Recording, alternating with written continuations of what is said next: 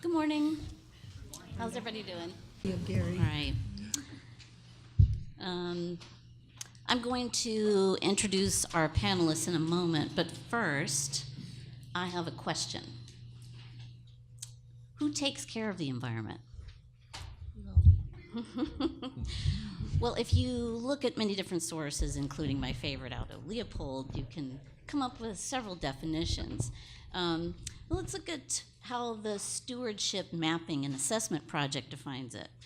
They say that's any action to conserve, manage, monitor, transform, educate on, and or advocate for the environment across a defined city, region, or landscape. So stewardship activities can range from like a controlled burn at the savannas and the Indiana Dunes, or political activism in a local neighborhood here in the Calumet. We have plenty of excellent examples actually right here in the Calumet. You can look at children that participate in the Mighty Acorns, looking at nature through magnifying glasses, or perhaps residents riding their bikes by Wolf Lake out here. A guided tour of the Underground Railroad and the medicinal plants that they collected along the way. I would love to do that tour. But it's more than just these individual activities. There are many ways that we strengthen the capacity, we promote engagement, and we do a lot of these on-the-ground projects to build effective partnerships among stakeholders. The answer to who takes care of the environment, you guys already know, is all of us. While many residents and other interested parties value green spaces, residents' perceptions of those green spaces, though, often do not align with biodiversity conservation approaches.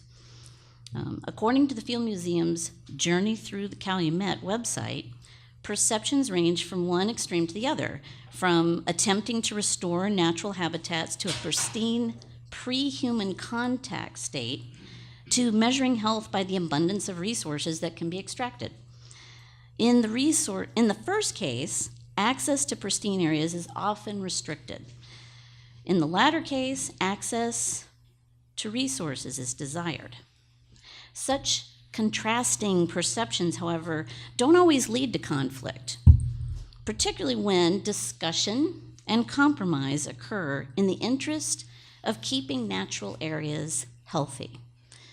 It's a little bit about what we're going to discuss today. All these perspectives on nature and environment. It's very spooky. Ooh, cue the music. All these perspectives on nature and the environment represent both challenges and opportunities for stewardship in this region.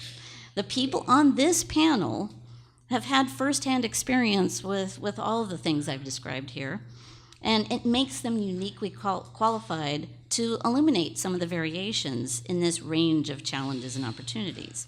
And so now I'm going to introduce the panelists. Of course, you have your bios, and you can read along with that here, but let's start with Ben Cox.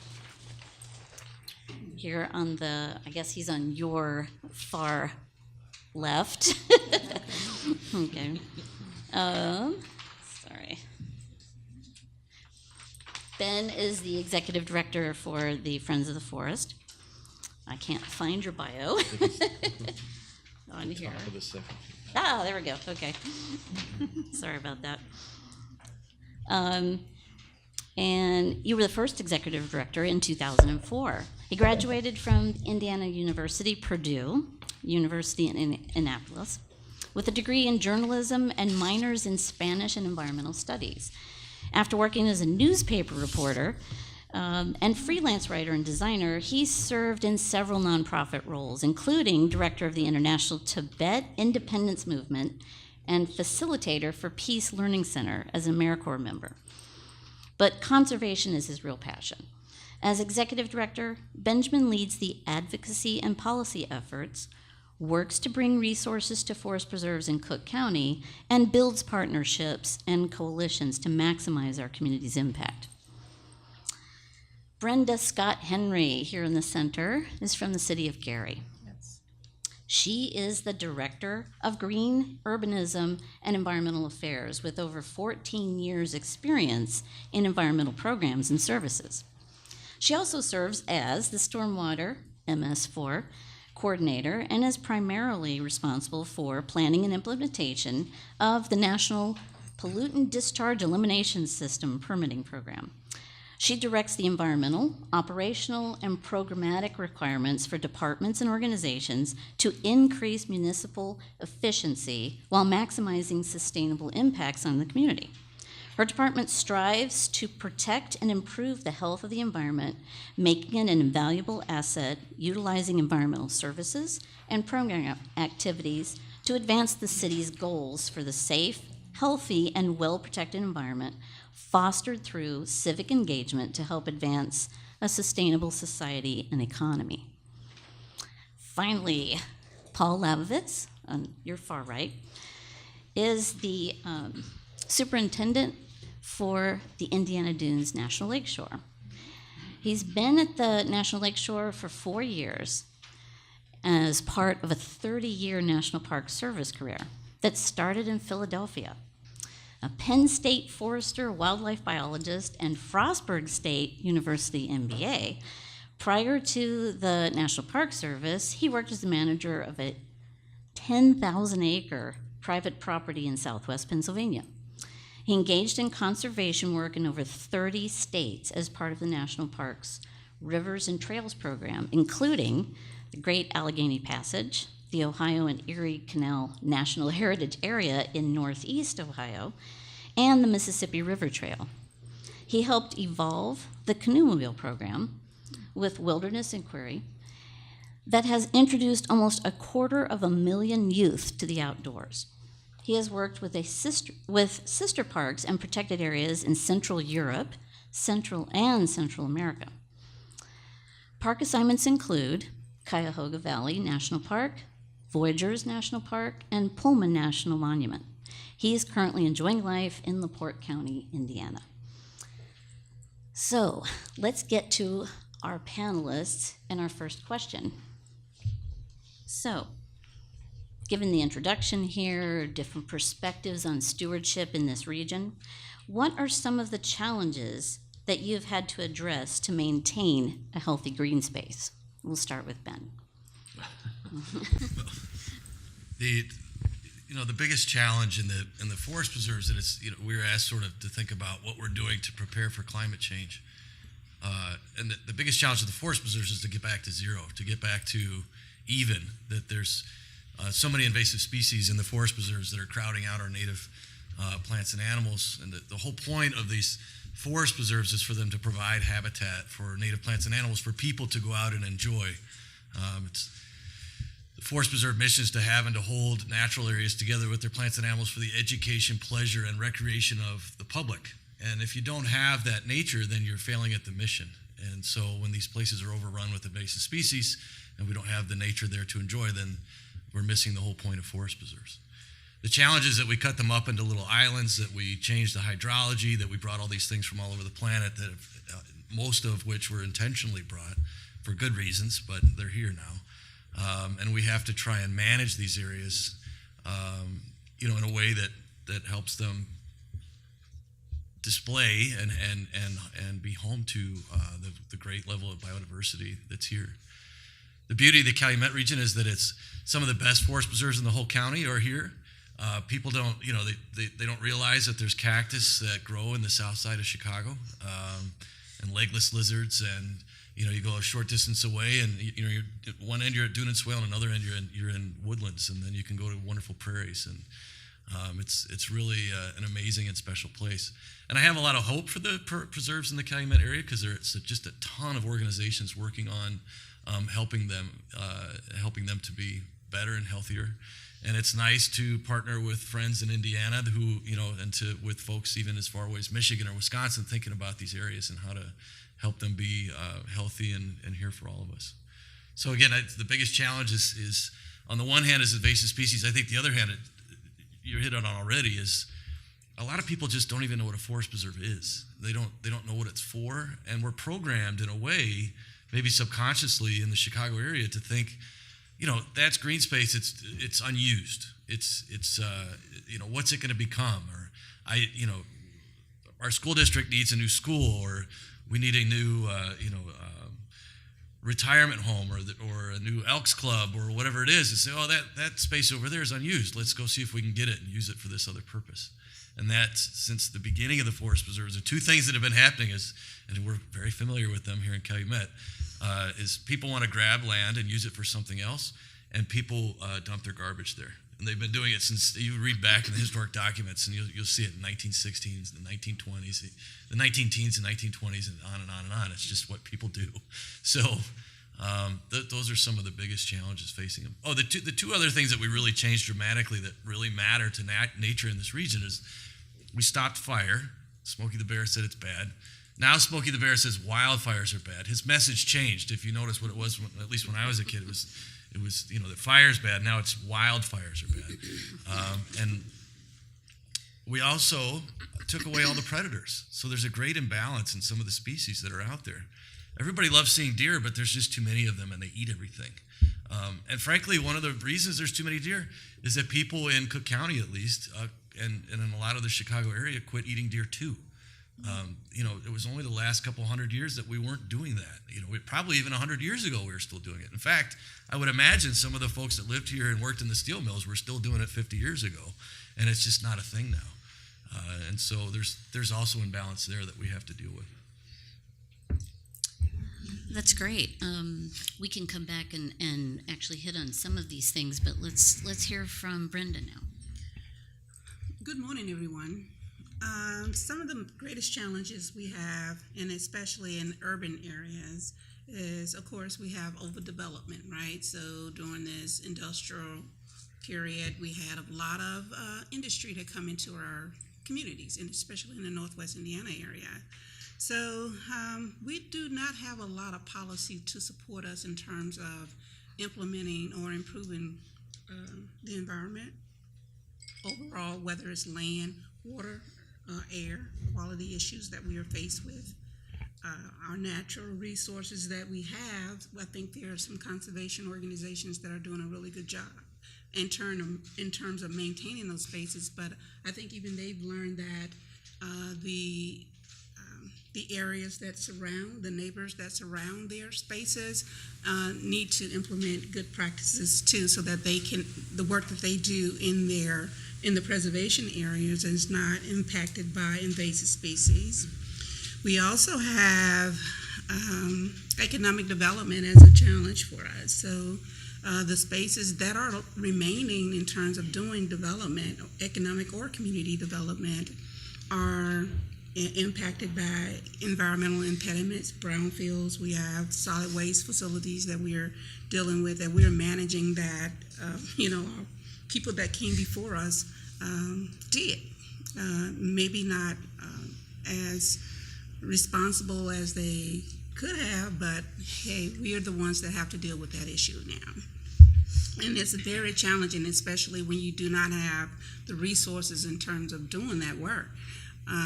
So we have an opportunity too. So we're looking at how we can increase public knowledge about our environment. So we do a lot of public education and outreach. As a part of our green infrastructure, our green urbanism department, we look at ways that we can do green infrastructure. So we're planning for that. We have an abundance of vacant spaces in the city. Over 7,000 properties that are vacant and abandoned due to the decrease in population. So we have to manage those spaces, and that is a very big challenge for the city of Gary. And then maintaining those spaces. So I know that there are very few people that I haven't reached out to help us with those issues. I have Paul Labovitz on speed dial. I have Drew Hart. Like, I'm faced with this issue. Can you help me? Give me some information, resources. So we build partnerships in order to deal with those the issues that we are faced with.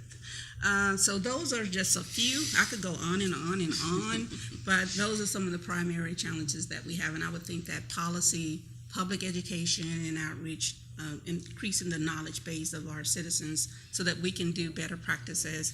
And then there's maintenance associated with those spaces, green spaces. Thank you. It's excellent. All right, Paul. You might have some Yeah, slides. so you should have a hook when the time gets close. Okay. But you know, Wait, wait, how do maybe you? we Where do you can- start? Yeah, Jeff's got a poll. He can hit me over the head with that. We can get that scary So thing Yeah, to the music. yeah, the music that was good. So there's a couple categories I think of. There's the resource category you've covered, and the policy stuff, the human stuff, and then I'm going to talk a little bit about the operational challenges. Yeah, you know, Carnival butterfly is gone. It's climate change impact. Phragmites is we need a commercial use for it because we have a lot of it, and it's you know, Oriental bittersweet is the next. Probably not the next. It's here, and then what's next? Kudzu. You know, pick a invasive species. So that is unbelievable operational drain. The upside, though, is we're starting to see bobcats and river otters and bald eagles come back. There's some things coming back. And we've discovered native mussels in the Little Calumet River. That's exciting stuff. And they hadn't been documented in, you know, a couple decades. So, mussels I always characterize as uncharismatic minor fauna. Everybody gets excited about otters and eagles, but it's tough to get people wired about freshwater mussels, especially in turbid creeks where you can't really see them. So, if you want to get excited about a mussel, look up the pink heel splitter. The names are amazing. So it's fun. The operational side is kind of, you know, we've been operating the Indiana Dunes as a national park, 7th most visited national park in the country, about 3.5 million visitors a year. We're nestled between Zion and Yellowstone. Think about that. We're 1% the size of Yellowstone with the same amount of visitors as scale. So the place gets trampled fairly regularly, yet it's an amazing biodiverse place. But we're used to hiring summer seasonals. They start in May and June, and they leave August, September.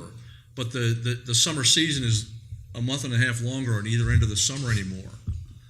And the season to treat places with herbicides is this.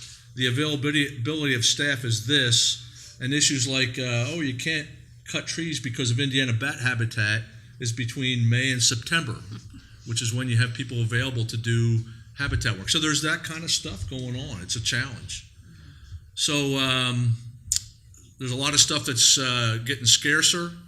There's a lot of new things that are coming in. What will the place look like in 20, 30, 100 years? And then you overlay that with, and I'm involved with, I participate in a lot of regional efforts. One region, NERPC had a regional environmental or economic strategy recently. And they're all talking about attracting more industry and attracting more people to the region. The Double Track project, which is really exciting and terrifies me. 1 hour from Michigan City to the Loop in Chicago, both ways. And so I look at the surrounding lands of Indiana Dunes, the undeveloped private lands, agricultural lands, as what are they going to look like in 10 years? And they're going to be houses. Don't kid yourself. And so, and I talk to the NICD folks at the South Shore, and I talk to NERPC and say, we know what's coming. We need to not look like suburban Chicago. Because the National Lakeshore will not be developed. But if all the development comes up to our boundary, we inherit the congestion and the water quality that comes off of, I will qualify it by saying, poorly developed land that was developed in a relatively unsustainable way, because that's what Indiana does. We're not that, we don't think sustainably, we think short term. So I'm terrified of those things. So so the other side of the resource side, back to that, is the lake levels are about 1.5 feet under their historic high, and they're still coming up. And when I came here in 2014, There it is I again. think there's your I hook. love This that. timing is I love amazing. that. It's very good. Whoever that is, could you email me that WAV file? That'll be great for staff meetings. I love that. You should hear the other one. Yeah. So the lake's coming up, and when the lake was low 5 years ago, there was a lot of development that went right to the edge of the lake. Now all those folks are worried about erosion. It's a real worry. And private homeowners in communities on the lake who have built too close to the lake now want to consume public resources to protect those developments. And we're really not interested in letting that happen. And politically, that's a tough thing, especially in this political climate. I meant to ask, are there any members of Congress or members of the cabinet here today? Okay. I'm a little worried about the film, but I actually have a thing that blocks my image and garbles my voice that I'm okay. Just in your pocket. So, yeah. So there's a lot going on out there. The operational side, we to manage species change, to make a resilient place to adapt for the climate that we know is coming, arguably is here, has been challenging. Luckily, we have all the money we need. I get the feeling you just spotted somebody from Congress. All right, this is an excellent range of discussions that we have going on here, all centered around how we all are responsible for caring for the environment. But more importantly, what I heard here was the challenges of people themselves being embedded or visiting or in some way impacting the environment. Obviously, we're part of the answer as well. So when it comes to, and you've already alluded to some of this, but when it comes to how stewardship plays out within the Calumet Heritage Area, what are some of the opportunities of the ways that people interact with these different green spaces within this region? And we can actually start with you, Paul, and move back this way. So yeah, luckily there's so much work for stewardship, and convincing park visitors that they have a stewardship role has not been that tough. I think in this region, where a lot of our visitors are neighbors, they're not people. I mean, we do get international travelers, we get people who are checking off visiting all the national parks, but the lion's share of our visitors are repeat visitors. And so one way to get people to understand and enjoy the park more is to have them use their visit as a way to also steward the park. So we're trying to grow our volunteer program and set up opportunities for people to help us with this overwhelming management task of trying to manage the National Lakeshore. So despite what I said earlier about I'm worried about population growth, and I am, we are completely all about people. The Park Service mission is two parts. It talks about preserving unimpaired for future generations, but it also talks about for public use and enjoyment. And those two things conflict, potentially. And we have camps within the Park Service. There are a lot of people in the Park Service who'd be really happy if people didn't come to the park. Right? And Indiana Dunes National Lakeshore is not the right place for those kind of folks to work. Maybe Gates of the Arctic Preserve is the place. When you work at Indiana Dunes, this is a park for people.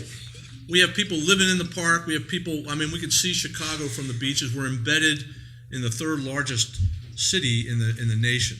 And so it's all about people. And the fact that the cactus are there and that the pitcher's thistle is there, these federally listed species, that heel splitters are in the creeks, and I call them creeks, not ditches.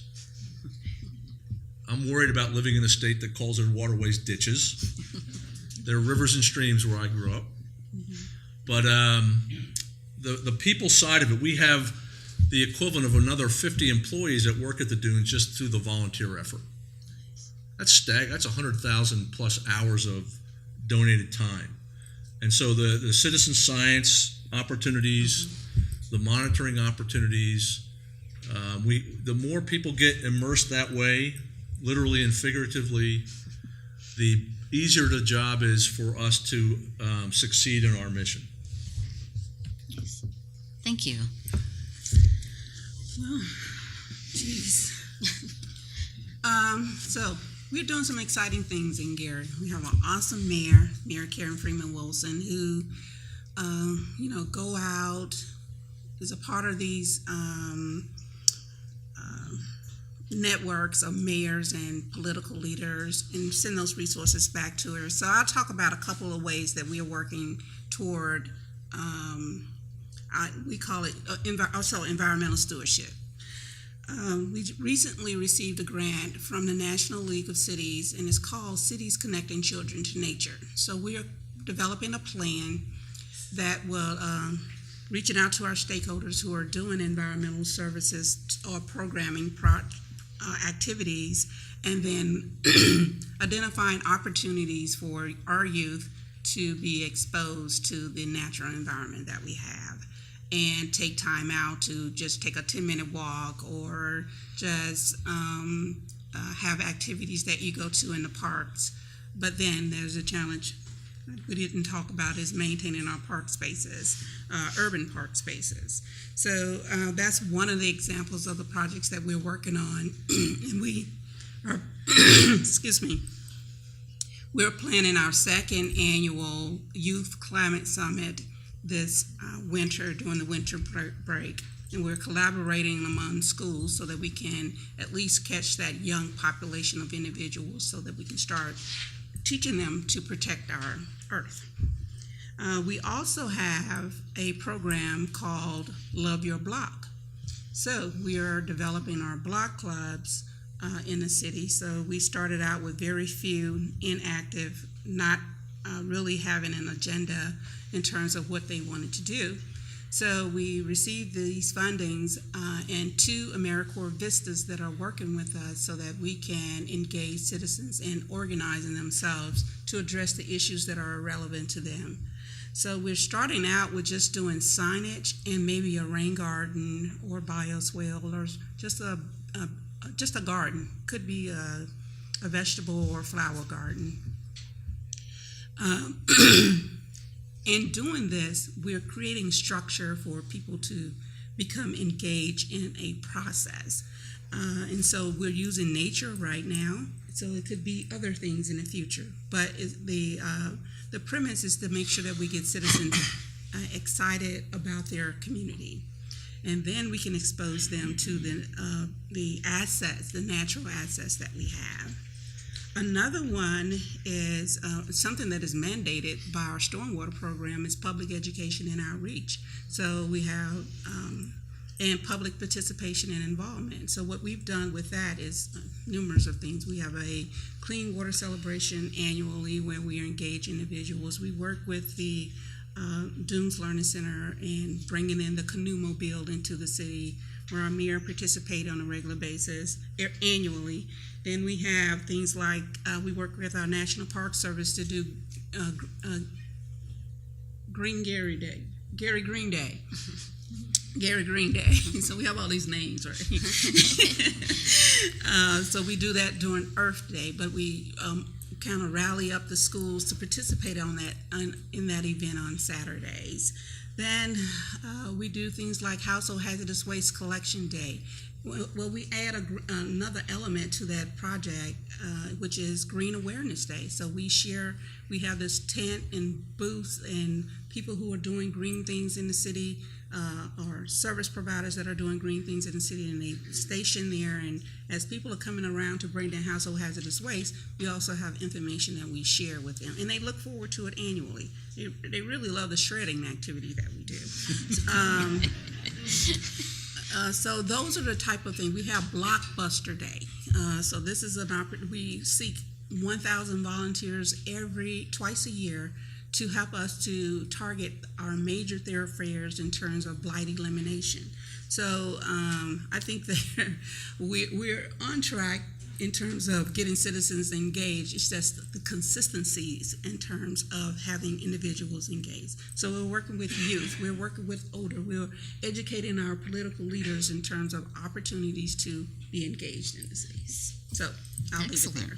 And that's just a few Yes, examples. just a few. I didn't even talk about green Just keep- infrastructure. So we have Right. in green infrastructure, one of the we just really believe in the premise of citizens engagement. Like if you're putting some type of stormwater best management practice in place, you have to have the citizens input, or the residents or those individuals input in terms of what they want to see, or they won't take care of it. You just put something there and it's done for. But if you just Google vacant to vibrant, that's one of the projects that is that we're working with. Cleveland, Ohio, Buffalo, New York, and City of Gary have done these model projects to demonstrate the effectiveness of stormwater management by using we did some monitoring of those sites. But the most important part was to have citizens design the site and include it in every phase of the planning process. So they helped in site selection, they helped us with designing it, they helped us with installing, and now I don't really have to maintain those spaces. They do it themselves. So it consists of native trees, native rain gardens. We even have bat houses on one. But the neighbor that is adjacent to this vacant to vibrant site, he tore down his fence and he used it as his side yard. I don't care. It was a vacant lot that wasn't maintained. Now it's being maintained by someone in the community. So those are examples of what we're trying to do with citizens' participation. It's excellent. So we're hearing a theme here, and it's people. People, people change the environment. People are the ones, folks like us that got together over 100 years ago decided that there should be things called forest preserves and national parks. And, it's people who started setting that land aside, and thank God they did, because now we have in Cook County 70,000 acres of forest preserves. We have the national park over here, and we have the accompanying state park, and those things would just be gone. These civic leaders decided that we should have a free and clear lakefront, that we should have parks and boulevards in the city and forest preserves outside of the city, and that was an important part of what would make this land that eventually would have 10,000 or 10 million people living in it is part of what would make it a nice place to be and a wonderful place to be. And I think we've forgotten that a little bit. And so part of Friends' job is to ensure that everything we do has an advocacy focus, that we think about our community and how everybody can help a little bit and be an advocate for nature. And I think, even there I just said for nature. The real challenge is that people forget that we are nature, that we're part of nature, that this event, this gathering is a thing that as mammals we've chosen to do as a way to interact. It's a little different than running outside and grabbing, some food together and fishing and whatever. We've decided it's going to get delivered on the table back there and in cups and that sort of thing. But we're still, we're still part of nature. And I think that disconnection is really what we need to fix and our real challenges. Because I honestly believe that if people do think that these natural areas are just unused space and that there's a better use for them, or that's just the best place to put the garbage and the stormwater, that these natural areas will be gone and we won't have that. And so our real focus, and we've been talking about it for a long time with Friends, and the Forest Preserves is talking about it too, is to elevate the status of these natural areas to the same level as all the other things that makes the Chicagoland area amazing. So, at the same time when we say, oh, there's amazing food and culture and museums and sports teams and architecture and nature, because there's so much of it here.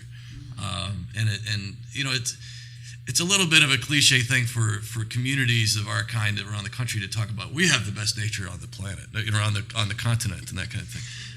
The truth is that here at the tip of Lake Michigan, we truly do have some of the highest levels of biodiversity in all of North America, and that's a special challenge for us to care for those places and to really ensure that they're here for the next 100 years. And there's a document back there on the table that's being given out today, the Natural and Cultural Resources Master Plan. For the Forest Preserves, this sounds like, pretty crazy stuff, but Friends of the Forest Preserves and a couple of other organizations have been pushing for a similar document, and I'm really happy to say that one's way better than what we would have come up with. But we've been pushing for that document forever. It's like, look, if people want to help these places, we got to know what the plan is. And we should all be working from the same plan. And we should all know where are we going to work first and why, and what's important to do, and what are we trying to do. And that thing exists now. That's a huge change for this organization and for all of us in the county. And then really in the region, because it doesn't matter if you live in Cook County or not, the places are free and you can go in anytime, sunrise to sunset, 365 days a year. All that's to say is, we Friends of the Forest Preserves used to be, it's sort of like, when you write about it, it was sort of like IBM does these things. Now it's the Friends of the Forest Preserves community. It's all about the people, and it always should have been, and it took me a while to figure that out. But it's about all of us that are getting together and deciding that we like these places and that we're going to help them. And Friends has grown dramatically. I was an employee of one, sitting in an office downtown. It's our first office where we weren't sharing like directly with just a little cubicle somewhere else, but we had literally one little office in an interior space, no windows, and above the door it said fire hose in here. I would always say I'm the executive director of one. It's not true. There's many volunteers and board members and things too, but staff wise, and at that time, early 05, let's say. And I'd have NPR going, so I wasn't just in this room by myself, in a way. But and it was just climate change. And you want to talk as a conservationist, like the most depressing thing that you could think of is, oh, by the way, we're just going to kill everything. So, good luck. And now my attitude has changed dramatically, and it's because I know that I'm part of this community of organizations across the whole planet that are doing work. Everybody's doing a little bit of work. How many groups and how many volunteer groups and how many organizations are represented just in this room, let alone how many are across the region and across the continent and across the whole planet. And that I know is what keeps me going, because I know, all right, I'm doing my part, and I'm not going to go out knowing that I didn't try. Well, it seems like these are some amazing conversations that we have started here. I would like to open it up now, if you guys are in agreement, to see if we have some questions. The double tracking project and the development issues that you spoke about, Paul. Was wondering if the panel could give us a vision of the kind of development that you would like to see. We can all agree that suburban Chicago, Shorewood, Naperville, and so on, are kind of a mess, and we don't want that. But can you describe the characteristics of the alternative? So I'd be happy to start. So there's good examples of how that's happened in other parts of the world and bad. So that we don't have to reinvent the wheel here. But in the general features of the successful places are thoughtful development. We don't need to. We need to incorporate surface water management. We need to incorporate alternative transportation. We need to look at clustering development as opposed to the unbridled development that occurs when there's really no physical barrier, like a mountain. I mean, you can't go north in the region because the lake's there, but you can go south. And we don't. I guess I would like to see thoughtful, moderate growth with some paying attention to the quality of the growth and not the quantity of the growth, and the projection out about if we're successful at a 5, 10, 20, 100% population increase in the region, and the region is defined many ways, have we thought about how we feed them, how we get them fresh water, how we school them, how we provide all the services that people need without turning into the kind of community that we already know we don't like. So what does that mean? Transit-oriented development. We hear a lot about that.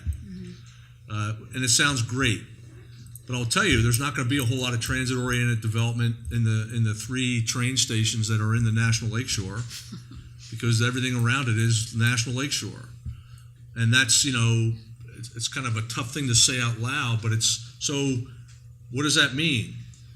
If you live in Valparaiso, you're going to be 25 minutes from a train station that's 57 minutes from Millennium Station. But if the development occurs in the wrong way, you might be an hour and 15 minutes away from that train station. And you're probably not going to use that train station. So, again, I'll ask the crowd, where have you seen a place that's done it right? Well, yeah, I mean, there's one example, at least in the Chicago area, Prairie Crossing, where they really were thoughtful about it, and they took, and it's it's way out in the suburbs, but there is a train, and then all the homes and the infrastructure is clustered, and around it is a lot of open space, and they're trying to have a lot of balance there, and they've integrated with the school and with the community that the concept of having nature being a key component of what makes their community good. I think the other thing that's really important is to think about what our nature needs is connectivity. So instead of having all these little islands where the biodiversity's stuck, we need to have places for them to flow from one area to the next, to the next, to the next. And if you can do that as you do development, if you can think about connecting to places like the dunes and Shirley Hines Land Trust properties, and by the way, nature doesn't care that there's a state line over here somewhere, and are there things that we can connect across there that also make sense? Little corridors can really have a huge impact for nature like that. But he said ask the crowd, so my bad. Yeah. Let's go with the crowd because it's complicated.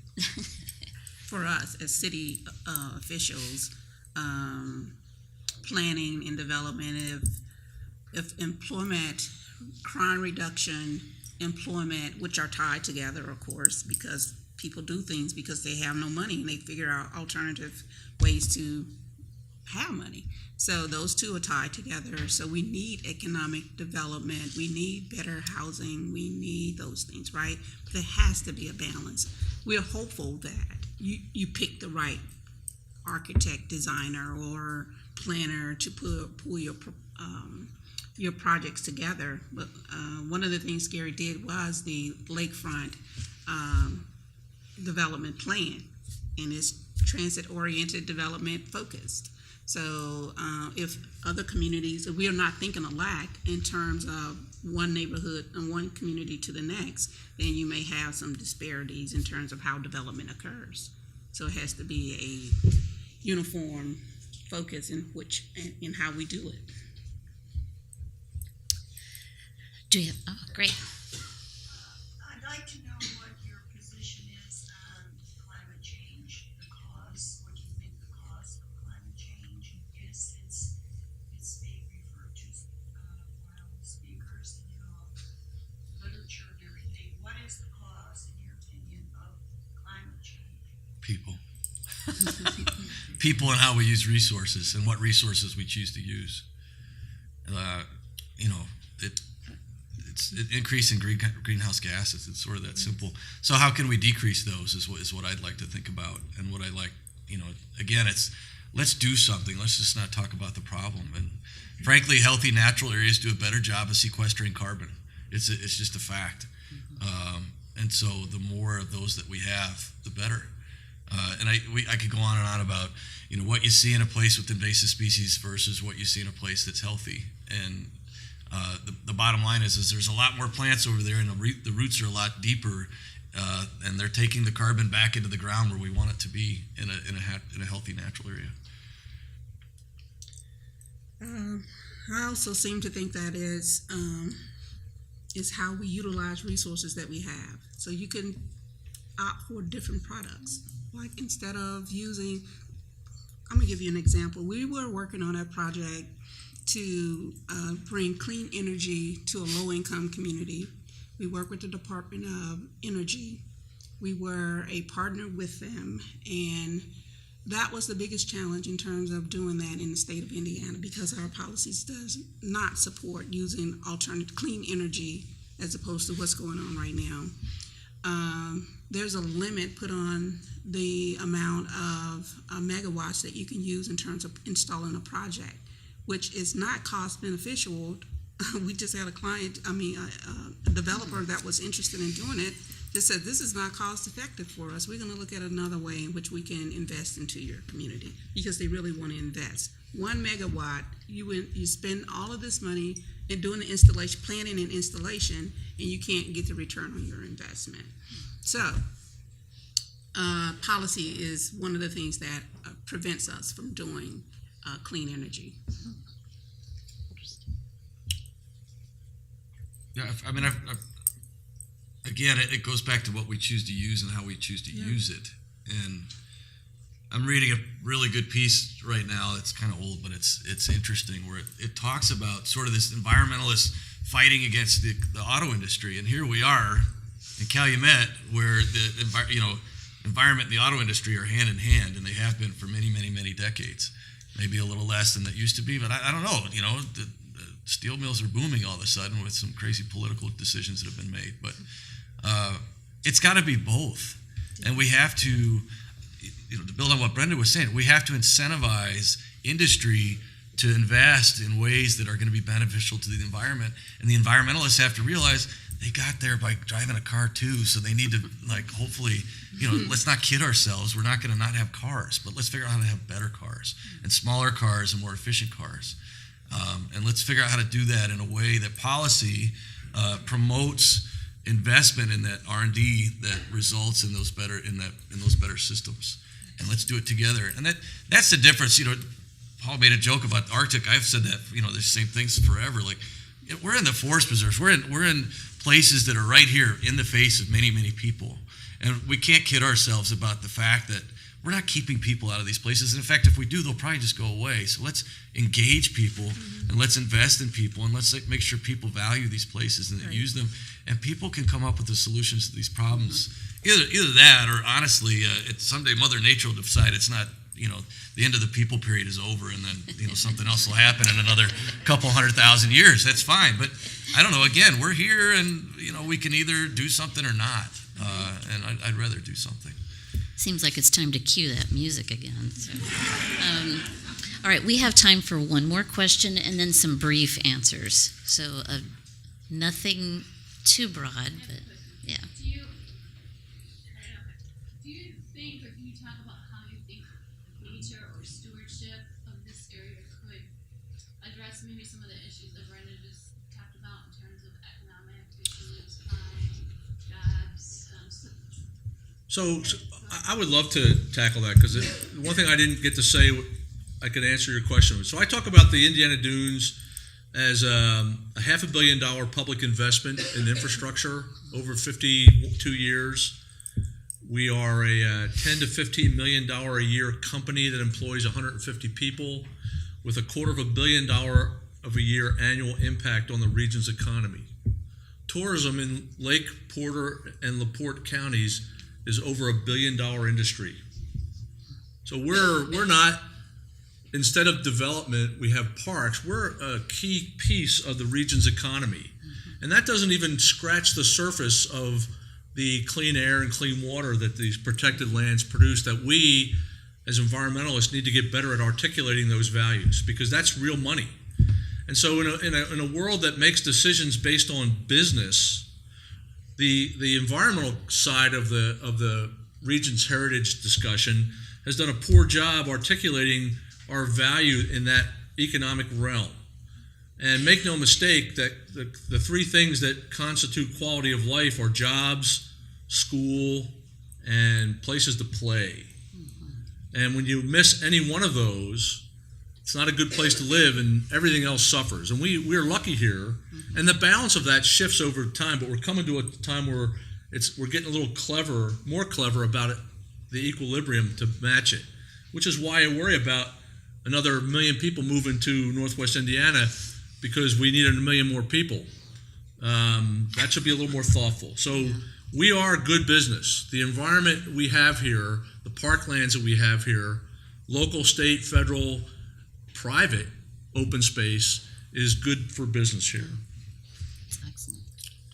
I would say, I was saying earlier, I was executive director of one. Now I'm executive director of 40, and in the summer it's almost 250, 270. So we're now a $3 million organization, and we have 30 Conservation Corps members that work full-time year-round. When we first started that program in 2007, we had 7 that worked for 16 weeks. Now, and everybody's been paid at least minimum wage. If you're a full-time year-round person, you're as a crew member, you're in the $13.50 an hour range, and that needs to get up to 15. And there's a couple supervisors that make a perfectly good living wage. I'm convinced again that if we want a room like this, which this one's not doing horribly at diversity, it's not great. Often they're much worse. But if we want, Friends of the Forest Preserves is very intentional and always has been about engaging the people in Cook County that in caring for these places that actually look like the people that live in the county. It belongs to all of us. And so we start by working with high school kids. And in the summer, we have close to 200 high school kids and adult leaders this summer, for example, working for 5 and 6 weeks in 2 different programs. One of the programs is 100% for Housing Authority of Cook County kids, and they might have never even been to a forest preserve before. They think bugs are gross and it's hot, and by the end of the summer, they're like, oh my gosh, bugs are awesome and I love it out here. This is great. Yeah. And those people are then the advocates that go back, and they also get a paycheck and they get some job skills. And they might change their career path, and we've seen it a number of times, and they might go into this field. You don't have to go to college to do this work. You can, and we've seen people take both paths. And to me, again, that the core of Friends' work is to be advocates. We're the Forest Preserve's best friends, and that we bring all the resources we can to the table and all the solutions that we can. And we're also really willing to pull them in close and say, hey, that's really dumb. You shouldn't be doing that. But we don't do it in a shameful way. We don't do it publicly shaming them. We do it in a come on, we can do better kind of way. And part of it is that we're trying to get as many people as we can to help enjoy and care for these places. And part of that is employing people. So I think in this region, to get to your question specifically, we have found that if we really want a strong volunteer base here, Paul Labovitz is an example there with TNC, you got to kind of hire some folks, And you might need to help them get something. You can't just say, come volunteer. They're like, I need a job. Yes.